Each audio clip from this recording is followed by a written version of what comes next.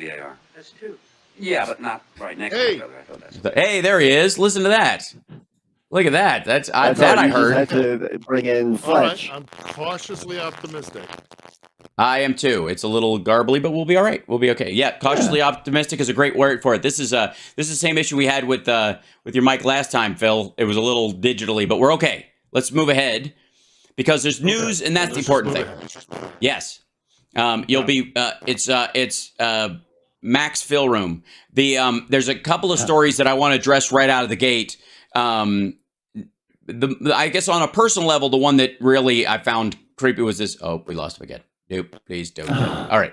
Oh, it's rough. Okay, he's in Ukraine, so we cut some slack in that. There was a 14-year-old girl that was abducted in Ukraine by Russians, and she is going to be tried in Russia. Oh, neat. Yeah, I'm sure she's a threat.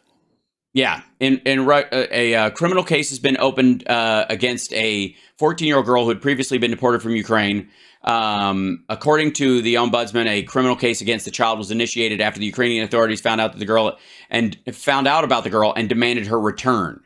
So they found out this 14-year-old girl had been abducted. They asked for her back because she's a child, and the Russians decided to try her as a criminal so they could keep her. Neat. We showed at the meeting of the UN Security Council a photo of this girl. She's 14 years old. The Russians deliberately took her away. They deliberately keep her actually in captivity. What exactly the teenager is accused of, Lubinets did not specify. According to him, the Russians refused to give the girl until the end of, quote, the court case. Basically, they're just grabbing people up for prisoner swaps. They're running out of soldiers. They're running out of operatives. They're running out of arms dealers and murderers and the like. And so they just need poker chips. They've grabbed this 14-year-old girl and made her a poker chip. And it is, it's the brutality of this is heartbreaking. Also, there's a story about 10 tanks filled with oil were destroyed in Sevastopol, which is where the Moskva used to dock and all that. And so refueling the Russian Navy out of Sevastopol has become increasingly difficult. 40,000 ton tanks. Like I have to That's say, not easy to say either. No, 40,000 tons. What do you get?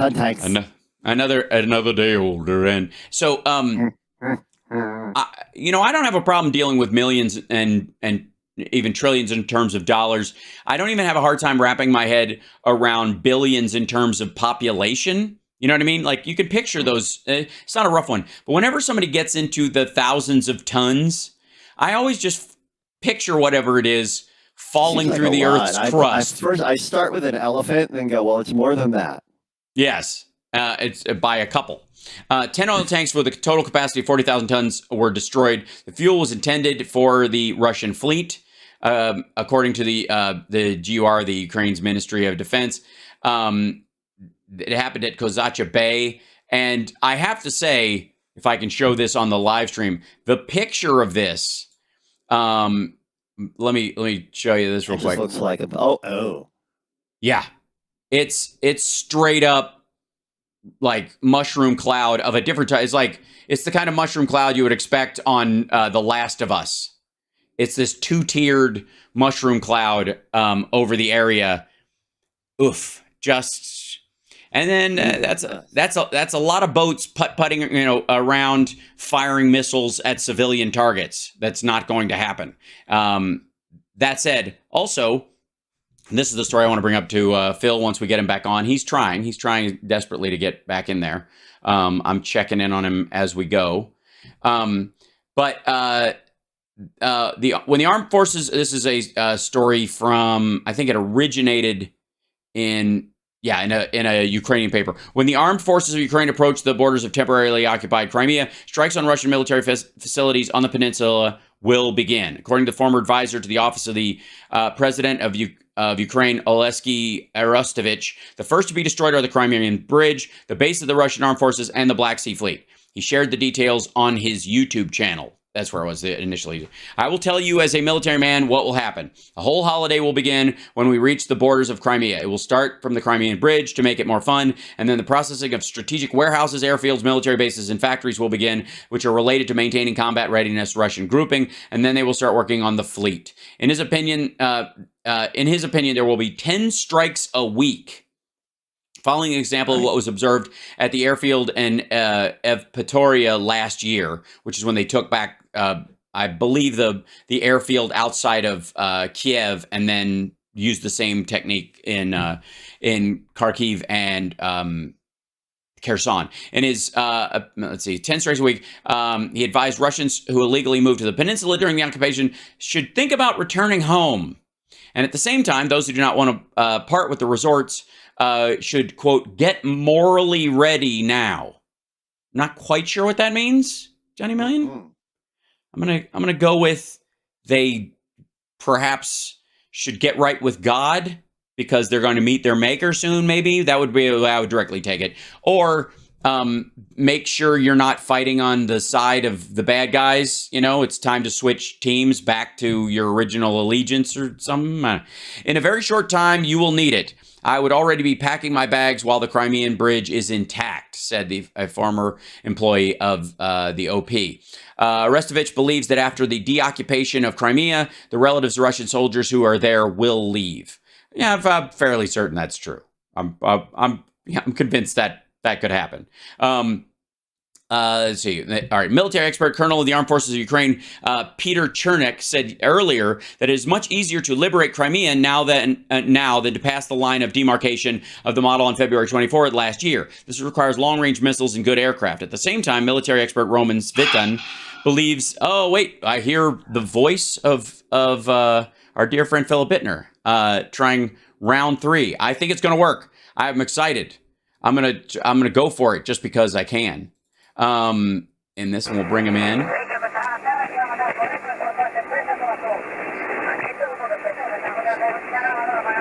I'm sorry, Hal. That was me. I thought it would be funny. Yeah, no, I understand. And there's Philip Ittner joining us. There he is. I can see him. Phil. I can see him, and I can hear him, and he can hear us, and we can hear him possibly. And again, he's in Ukraine. We're cutting him some slack.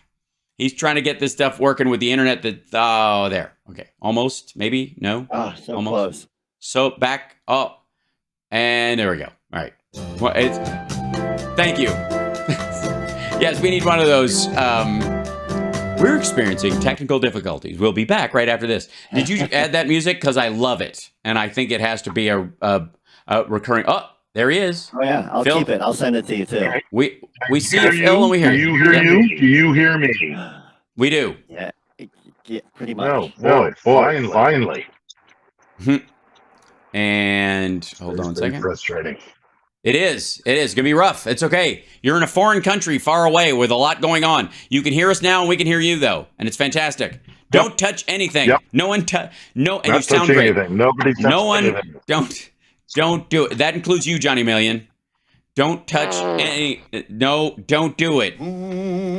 River. Don't push. Quit it. All right.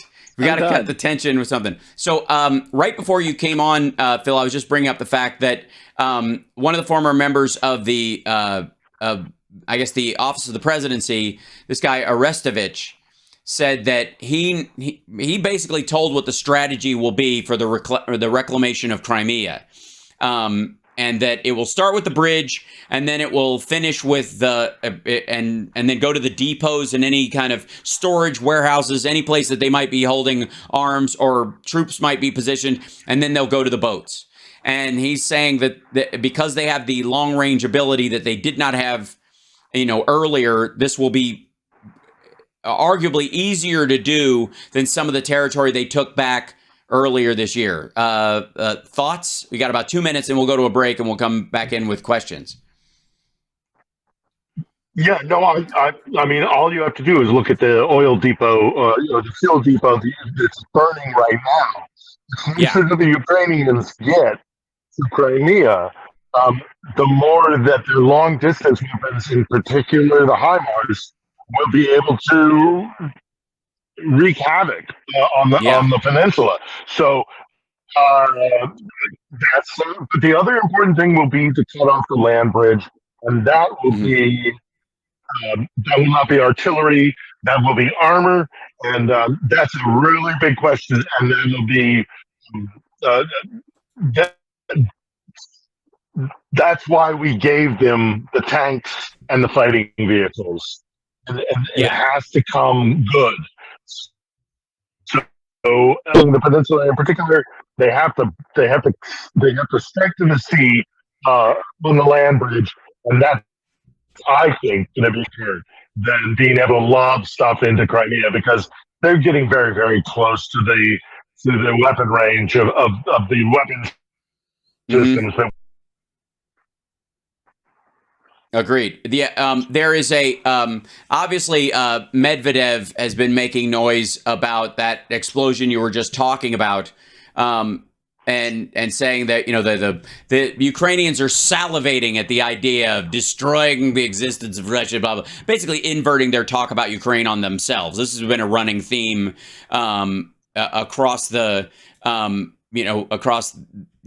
throughout the war. And then, of course, the Russians are now calling for, quote, the neutralization of Odessa because of the fire in Sevastopol. This is going to be their revenge, is that because you blew up oil tanks, insofar as we know, didn't kill anybody, we're going to retaliate by bombing a civilian, just a city full of people that we have no means of taking over, by the way, just to kill everybody there, just to kill them. Yeah. Well, I mean, that's the other big news of the last 72 hours or so, is this massive attack, or this awful attack at this town, Uman in Cherkasy, where we're now over two dozen dead, many of them children, and no military objective whatsoever. So I wouldn't put it past them to attacking civilian facilities in Odessa. Right. And you said 2 dozen dead, yes? Last time I checked, it was 23 dead, including 3 children. Right. Yeah, that's from the apartment building that they struck. And again, Russia's moved to it. Yep. We have to take a break. They hit 2 of them right next to each other. We'll be back right after this with some of our questions from the chat. Now that we got Philip up, he's live in Kiev, and we will be discussing the unfolding, what looks like the beginning of possibly the spring offensive that's happening. I think it's already in play. We'll be back.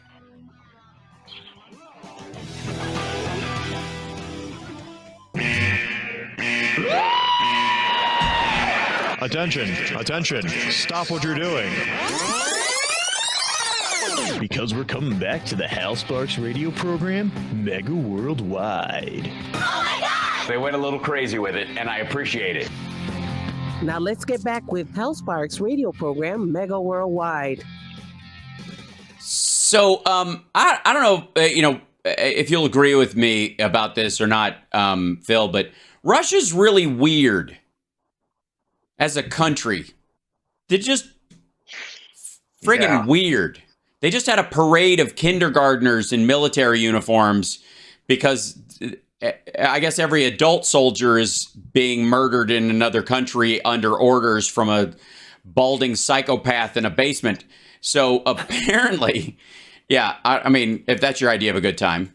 And it, like, again, we've talked about Trump's, the alleged narcissistic personality disorder that he has, and I don't buy it. I think he's got small man syndrome, and I think that's what Putin's got as well in this case. And we're looking at their reaction to stuff and the ego about it. Again, attacking this apartment building, and then in the response to the oil depots, which Ukraine hit with a drone, it appears. That wasn't even a long-range missile. That was simply a drone attack, which, on the scale of damage that it did, the fact that their drones can do that, that's... I mean, HIMARS can do far more damage and can reach that area. They just didn't bother to use a HIMAR on that. This does not bode well for Russia. And this idea that they're going to call up 400,000 more, it just seems like an absurdity. Yeah, and I mean, There's a lot there.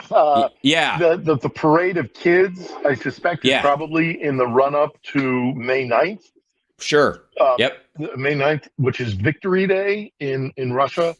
And, I've discussed this in the past, that the Second World War has transcended just history and has become kind of like religion. And they have, it's so embedded in their mentality. Part of the reason why they keep calling Ukrainians Nazis, because they want to harken back to the great struggle against Nazism. So that's weird. And then, you're right. This kind of like this, what's happening in Crimea with the drone attack, and they know that the offensive is coming, and they're really worried about it. You can see it. The Russians are very, very concerned about it. And if a drone can do that to a fuel depot, what happens when the HIMARS are properly deployed and able to like strike at the boats themselves and the bridge and military facilities? They seem more and more aware of that. Know they're about to catch it. Yeah, they seem to be talking like that's just it's a fait accompli to some degree. There's a lot of resignation in what I've seen written about the coming offensive, and it also, like I said, tracks with the tankies all calling for a ceasefire so that Russia has time to reload. Like they're calling it like it's a stickball game, and somebody's going car, timeout, car, like that. When you know you're losing and you kick the ball into the neighbor's yard so you could go timeout, foul. Right. There is right now the confirmed number of dead for the Russians is 189,460. That's the current number. In a year. In 10 years of Afghanistan, they lost 14,680, something like that. A tenth of it. In 10 years. In a year, they have lost 10 times as many people as they lost in 10 years in Afghanistan. And this is all military. This is, there are lots of Ukrainian dead, but certainly they're losing members of their military too, and it's a war. But they're killing a lot of civilians in Ukraine as well. So the death toll in Ukraine includes soldiers and civilians, and it's still lower than the Russians' just soldiers, which is like in this day and age, with the idea that they were the number 2 military in the world. Mark Milley said he gave the Ukrainian army 72 hours at the beginning of this. He was like, they probably won't be able to last 72 hours. That was his worry. The fact that you compare those numbers next to each other, and it's only soldiers on the Russian side. It's only their best, arguably, because they've been sending their special forces in as regular infantry. The number is insane. And it, again, explains why they're just aware maybe that it's over, and they're just kind of trying to figure out a way to pretend victory or to stop it before they get their, fully handed. If they can get the Chinese on board, I don't think that Chinese peace plan is really going to work, and I think it's disingenuous. But to be fair, the Ukrainians are keeping their dead numbers very close to their chest. Occasionally, we get indications of how many Ukrainian soldiers have died in this conflict. But we don't know the facts because the Ministry of Defense is not releasing that information. But what I can say is, anecdotally, almost everybody I know and everybody who I'm connected to social media has at least once posted or discussed having lost somebody they knew, somebody they graduated high school with, a family member, a friend, somebody they admired who was an artist or what have you. The Ukrainians are losing a lot of their people, a lot of their soldiers, and we're only going to know afterwards. But it's been devastating. for Ukraine. The difference is that Ukrainians are willing to, they're not happy about it, clearly, but they're willing to accept the sacrifice because they really are fighting for something. I mean, who knows how many generations on down, the centuries from now will be born in a free Ukraine and will identify as Ukrainian and will have a sovereign, free home nation because of what's happening now. So losing these soldiers now, as awful as it is, and it is deeply upset. I mean, I go past graveyards and I see people always digging. There's always a new grave. It's heartbreaking, but at least they know why they're doing it, and they still believe in it. The sacrifice, they believe, is worth it. What are the Russians fighting for? Yeah. What are Russian soldiers dying for? It's far less clear for them. I mean, in this situation, it would be arguably reasonable to expect that the size of the Russian military versus the size of the Ukrainian military, the size of the budgets of both sides, the sizes of each country, that the number of Ukrainian dead should be 3 to 10 times what the number of the military dead on the Russian side is. The fact that there's parity or even less on the Ukrainian side is and it's why they've sort of shocked the world in terms of their resilience and their ability to fight back. But it's also to Russia's embarrassment that they are just throwing people into the meat grinder on purpose. There was a fight that broke out. I think we mentioned it a couple weeks ago actually we didn't. This was a different one on April 22nd, I think it was. Anyways, just a few weeks ago, up in Luhansk, the Wagner group opened fire on Russian soldiers. Let's see. Different Russian forces, were trying to shift responsibility for their own tactical miscalculations and losses onto each other from the Wagner group. And then a fight broke out between them because they were basically blaming each other on losing a piece of the Luhansk Oblast, or blaming each other, or saying you get support and we don't, or whatever. So they just opened fire on each other. 8 or 10, maybe 20 of the deaths that are on that ginormous, heartbreaking, terrible number of Russian dead is these guys shooting each other. That is not happening on the other side of the line at all.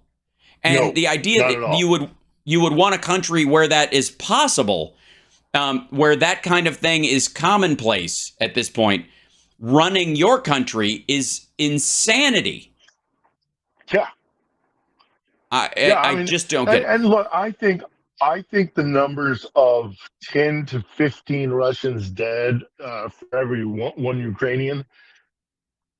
I mean, look, at some point we're going to have to crunch the numbers, but I would not. If somebody were to present to me an full assessment of casualties at this point, and that was the result, I would go, wow, but I wouldn't be terribly surprised. Right. Yeah. And as far as turning on one another, none of that's going on in Ukraine, and it says a lot about the Russians that it's happening on their side, and we know it's happening on their side. Right. It's the Russians are just throwing bodies at this situation, and the Ukrainians don't fight like that. Right. And that is the question. Are there 400,000 conscripts to be had in the entirety of Russia at this point? I call BS. I think absolutely not. And I think the call from Xi Jinping to Zelensky was a favor to Russia to try and back them down and maybe get China to promise them, we'll buy a bunch of grain and stuff if you guys just let them have Luhansk and Donetsk, that kind of stuff, and Crimea. Just let them do it, and they'll keep those lines, and we'll keep them at bay over the next little bit, and trust us. That reeks of it. That was the favor that Putin extracted from Xi Jinping, was to try and... I mean, possibly. Possibly the other real possibility, and I keep going back to this with the Chinese proposal, is that it allows the Russians to shift the onus onto the Ukrainians being the aggressors. We tried to make peace with you. We were working with the Chinese. We were negotiating. No baloney. You're just trying to hold on to the territory you've already seized, Right. and then try to divide the West. And paint the picture that it's the West who's being unreasonable, the Ukrainians who are being unreasonable. When in effect, actually, what the Ukrainians are only after is really what their territory, their sovereign territory is. Right. So we got to take a break. We got to take a break. No. But when we come back, I want to discuss a new wrinkle in the Nord Stream pipeline story that throws a lot of cold water on Seymour Hersh's single source, anonymous intel source business, and he's got to blame Denmark. We'll be back.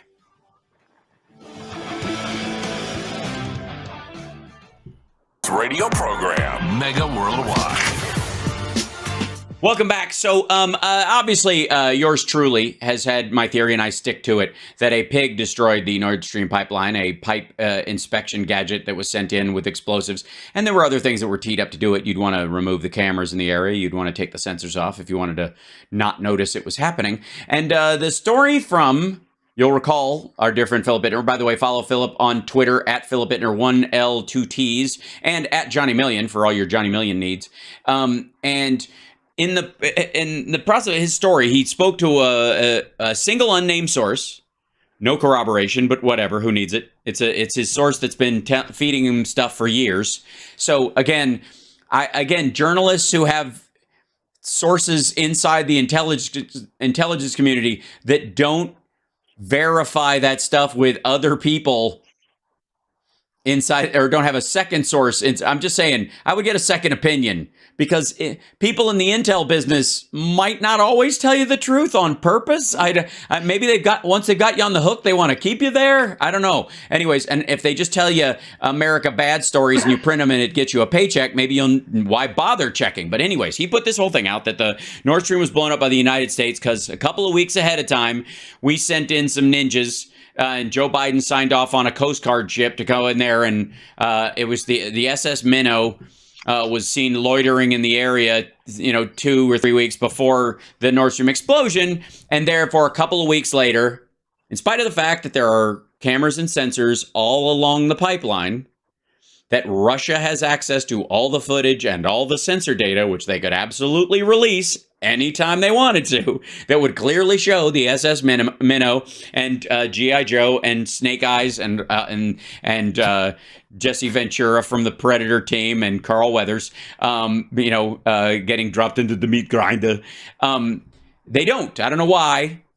But apparently the Danish Armed Forces has confirmed that a Russian special ship, and I love this, a special vessel for underwater operations, meaning a sub, was at the site of the Nord Stream explosion 3 days ahead of time. I think it's 3. Yes, a Danish boat reportedly photographed the Russian special vessel SS-750 off of Nord Stream. There it is, 4 days before the pipeline blew up. Now, if the SS Minnow and Carl Weathers and Dylan, I think is his name, it's not your style, Dylan, had been there a couple of weeks ahead of time and set a bunch of charges and were planning on blowing the thing up, and they were just going to do it, one would think the pipeline inspection gadgets, which they send through the pipeline at all times, and the submarine that was in the area just a couple of clicks away, a couple of within eyeball distance of where the explosion happened, would have maybe seen it. I don't know. Maybe would have seen the explosives. That vessel, that Russian naval vessel, has a submersible. Weird. You don't say. Yeah, the thing about all of this is everybody seems to be taking from this something that supports their own narrative. Right. I have for months, I can't even remember, how far back, is that we need a full investigation. This does not discredit Hersh. I don't believe Hirsch's art. I think something weird is going on with Hirsch's article to begin with. But I don't dismiss it out of hand. Nor do I think that this Russian naval vessel, although this is a tangible piece of evidence the Danes have released, that also isn't definitive for me. But I'm not the one, like the guys who are the tankies and the guys who are useful idiots for the Russians, have taken Hirsch's article and said, well, this proves it. Right. And what I'm saying is, no, we don't know. We need an investigation. And first and foremost, an investigation should involve Gazprom. Why has Gazprom not released any data? Why? Right. If the Russians are so, absolutely sure that it was Western powers that did it, Anglo-Saxons, as Lavrov said, well, release the data. Tell us, prove it, but they won't. And Hirsch relies on spurious, one single source, which is incredibly unethical to rely on one source, especially an anonymous one. And then the Danes to drop this photograph. All of it, to me, it's just we need to know for sure. Here's the big difference. Here's the big difference. And in both of these, in both of the arguments, what Denmark is saying and what Hirsch is alleged. The Danes have a picture. Their ship took a picture of this boat in the area, and closer to the time of the explosion than the alleged group that was supposedly there, that Hirsch himself found no direct evidence of in the area at all. Even the rented boat in the name of Ukrainians that just kind of trolled through the area idea was earlier than this part, and therefore looked in many ways like a PR setup. Like we got some IDs off some dead Ukrainians and we'll use them to rent some stuff and that'll be that, or we'll make up some people and then they just disappear and that's that. Yeah, like it's just on this scale. There's one thing that really sticks out with Hirsch's article with me that bothers me a great deal and makes me significantly doubt the validity of it. And that is that he claims that, or his source, whatever, claims that munitions limpet mines, in effect, were placed on the pipeline months before a naval exercise was going to take place that would draw cover over the explosion of the Nord Stream. And that to me just sends up flares, because you're telling me for months there were munitions on the pipeline and the Russians didn't know it? Right. I mean, it's an absurdity. Skeptical. Yeah, and again, it would be one thing if it was middle of nowhere. We're talking about Arctic areas. We're talking about places where there aren't a lot of patrols, there aren't a lot of traffic. These are high traffic areas, and everybody is keeping eyes on. And deeply contested. So they're always watching for whose ship is where. Right. It's fascinating. Let's grab a question or two from Johnny Million before we run out of time, too, because I just found that part of it fascinating. Starting back at the beginning, Milkman Norm asked, how, if at all, is the anniversary of the Chernobyl disaster marked in Ukraine? Oh, it's a tragedy. It's marked with solemnity. It's awful. And this year is no exception.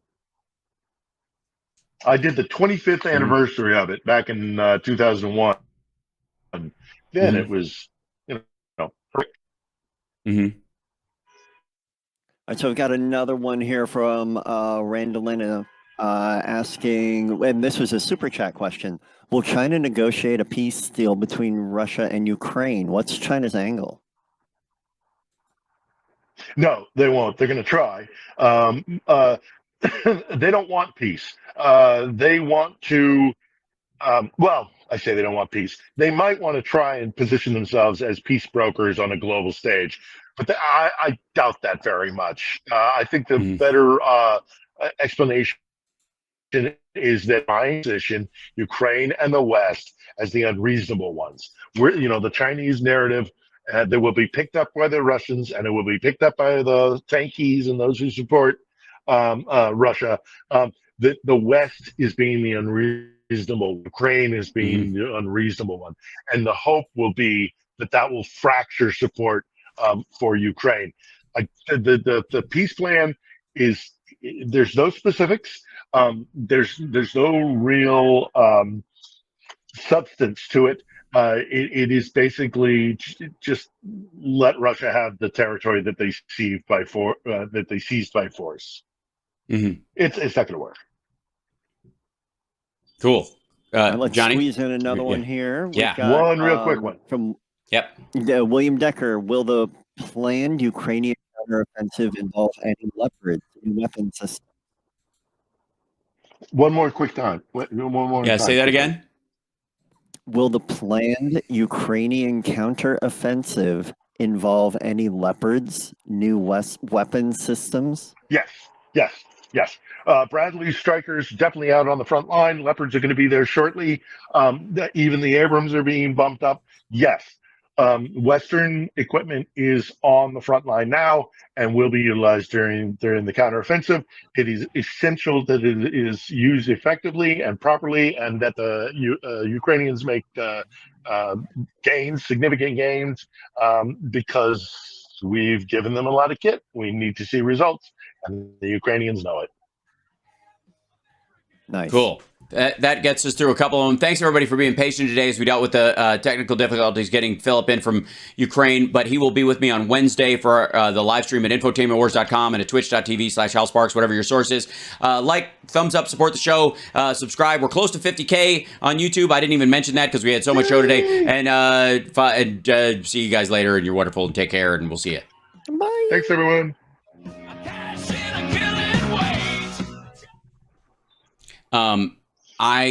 Thanks, Chicago. And by the way, there's an article that ran in the Times from Elena Kovalenko in September of last year. According to interlocutors of the publication, explosives were dropped into the sea a few weeks before the explosion, and that the Russians did it. The sabotage of the Nord Stream 2 pipeline was planned in advance by Russia, according to them. It's reported by the Times. According to the publication, citing a source in the British Ministry of Defense, an explosive device, there was a gas leak on September 26th. Yeah, then that's how they knew. Gazprom suspended gas supplies to Europe on the 31st of August, and then just decided, we're going to freeze them to death. Even if they come back to us, we're going to punish them is effectively the reason. We'll blame it on the Ukrainians, and it'll help us end the thing. And it will also send a very clear message to the oligarchs who were hoping to resolve this thing quickly, so that they could continue to get their wealth from the Nord Stream and the Kremlin, and more likely than not, Ministry of Defense said, you guys aren't going to get any money off this thing. Right. We're and also, you could, if you really, once peace is restored, you can restore that stretch of Nord Stream very easily. Right. But also now, Germany is weaning, in particular, Germany is weaning itself off of, they've seen that being addicted to Russian oil compromises you. And I don't think they're going to accelerate getting off of fossil fuels. And I think that's a good thing. Right. Well, and a New Jersey company just signed a deal with Ukraine to make 20 nuclear reactors there over the next decade. And with their nuclear companies, because they know how to put them up and manage them. Now, they're like Zaporizhzhia, for all of its worries about it being bombed, is a very functional, very safe, functional reactor. Has been running for a long time. And all the problems with Chernobyl were effectively an aspect of the USSR, and they're just kind of slapdash attitude towards stuff. And they're right, and their bad reaction to it, their bad response to it, and delaying it, and trying to pretend it didn't happen. Exactly. That sort of thing. And we'll no doubt talk about more of that